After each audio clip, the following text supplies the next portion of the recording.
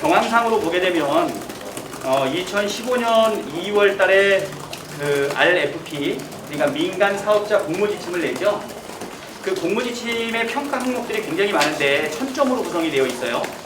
이 1000점 중에서 가장 중요한 점수는 사실은 금융기관이 안정적으로 자금을 잘 조달해 줄 수 있는지, 그러니까 앞으로 만들 SPC, 성남의 뜰로 결정이 됐지만 그 PFV의 투자자들이 안정적으로 자금을 조달해 줄 수 있는 좋은 금융기관들인지, 그리고 금융기관이 제시하는 이자율이라든가 조건 같은 것을 살피게 되어 있고요. 그 점수가 1000점 만점에 420점이 되는데 하나은행 콘소시엄이 그 금융기관 평가 점수에서 가장 높은 점수를 받은 것은 뭐 명확하지 않습니까? 하나은행, 국민은행, 기업은행. 그래서 우리나라를 대표하고 있는 시중은행들이 들어와 있어서 업력이라든가 안정성이라든가 뭐 제시하고 있는 이자율이라든가 이런 부분이 가장 좋아서 좋은 점수를 받았고요. 그리고 이제 이재명 성남시장이 그 당시에 가장 강조했던 부분은 무엇이냐면, 어차피 인허가권과 수용권을 기초로 해서 발생하고 있는 추가적인 부동산 개발 이익을 얼마나 공익 환수를 많이 해낼 수 있는가, 거기에 관심을 좀 많이 갖습니다. 그래서 두 가지를 제시를 하는데요. 하나는 뭐냐면 대장동이 아닌 옆에 있는 신흥동에 한 3천억 가까이 해당되고 있는 공원을 짓는 것을 약속을 해라. 그다음에 두 번째는 그리고 대장동에 임대주택 부지를 약속을 해라. 이렇게 얘기를 하죠. 그래서 그 금액을 가장 많이 개런티해주고 제시해주고 있는 컨소시엄을 구성을 하는데, 그것은 바로 하나은행 컨소시엄에 해당이 되거든요. RFP에 뭐라고 분명히 나와 있냐면 그러한 내용들을 정액으로 제시하라고 지금 요구가 되고 있어요. 그래서 얼마가 제시가 됐냐면 결국 1등으로 우선 협상 대상자로 선정이 된 하나은행 쪽에서는 그 대장동의 그 임대주택 부지와 관련된 금액이 1822억으로 개런티를 가장 높이 했던 하나은행 건과, 그 다음에 2761억에 해당이 되고 있는 그 제1공단의 공원, 그 두 가지를 합친 금액, 그리고 나중에 더 1000억을 추가적으로 요청을 해서 받았던 5500억이 확정적으로 잡히게 되거든요. 그 5500대 그러면 나머지 민간이 가져갈 이익은 얼마냐? 한 1800억 정도로 지금 예상을 하고 있어요.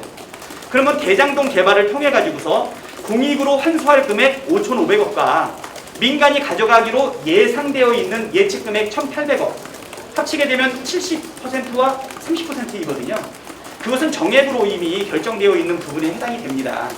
물론 욕심 같아서는 추가적인 이익이 더 발생을 했을 때 그것까지 추가적으로 더 보통주로 참여해가지고 그 부분을 가져오면 좋겠지만, 위험도 없고 그리고 확정적인 금액으로 70%의 개발 이익을 가져오는 공모를 한 상황에서 나머지 30% 이익의 불확실한 변동성을 추가적으로 들어가서 보통주로 그거를 또 가져온다.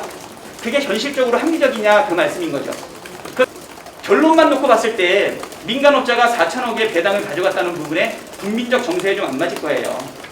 근데 뒤집어서 한번 생각해 볼까요? 예상되고 있는 1800억 그거는 국민적 정세에 맞나요?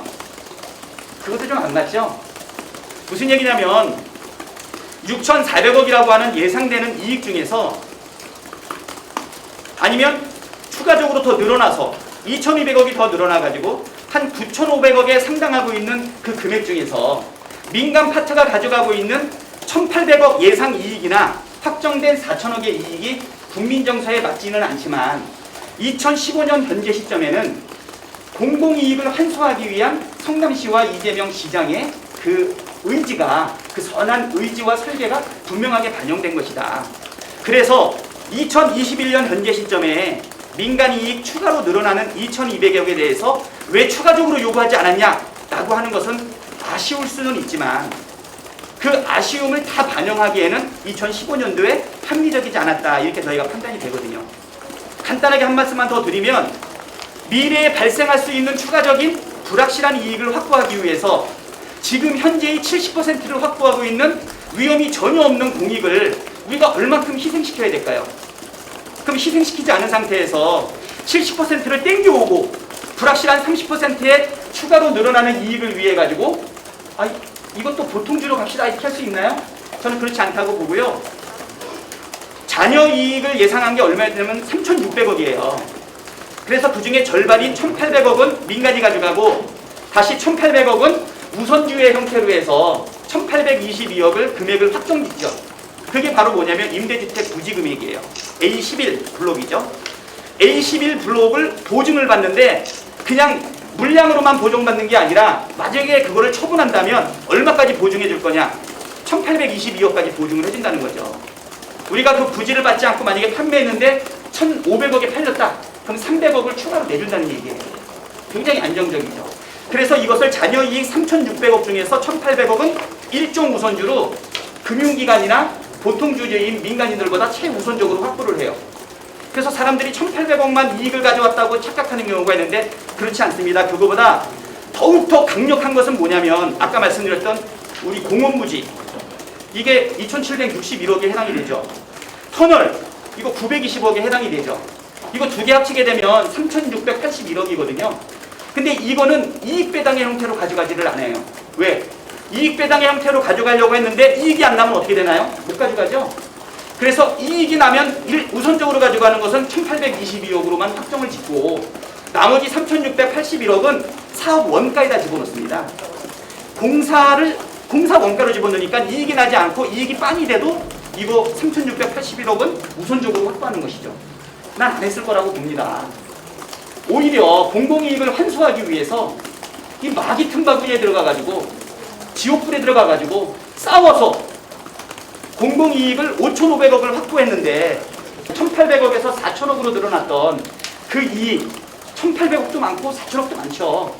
그것 때문에 5,500억을 회수한 공공이익 환수를 비난한다는 것은 선한 의도와 그 선한 노력에 대한 사실은 덮어 씌웁니다. 간단하게 비유를 들면 큰 불을 끄기 위해 가지고 목숨을 걸고 불 속에 들어가서 화재를 진압했는데 야 물을 많이 썼잖냐, 야 너네 옆집에 물 튀겼어. 지금 이런 정도 아닌가 사실은 상당히 답답한 부분이거든요.